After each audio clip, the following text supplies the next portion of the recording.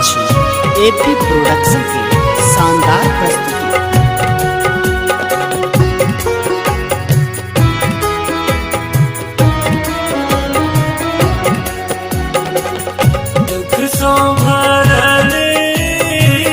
जीवन हमर है मैया लागैया सुन सान है दुख संभरले जीवन हमर है मैया लागैया सुन सान है अम्बे अम्ब कहत आब अहि के शरण में तेज देव तन सा प्राण है। अम्बे अम्ब कहत रहबर अहि के शरण में तेज देव तन सा प्राण है।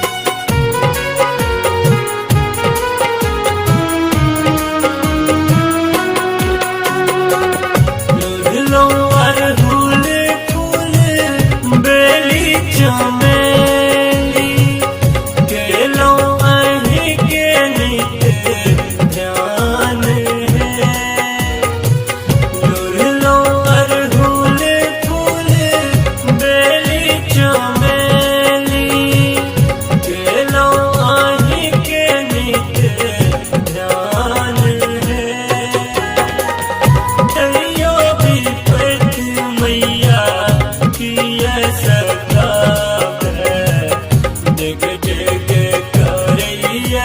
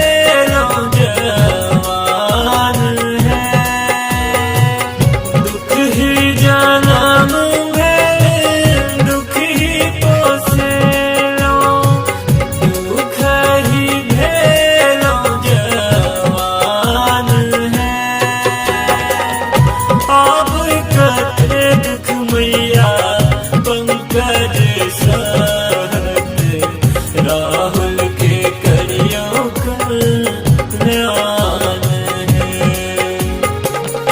अम्ब अम्ब कहत रहबल आहि के शरण में निज देव तन सा प्राण है।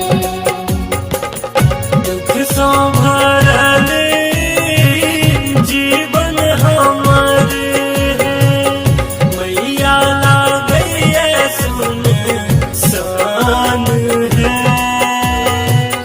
दुख संभरल जीवन हमर है, मैया लागैया सुनसान है।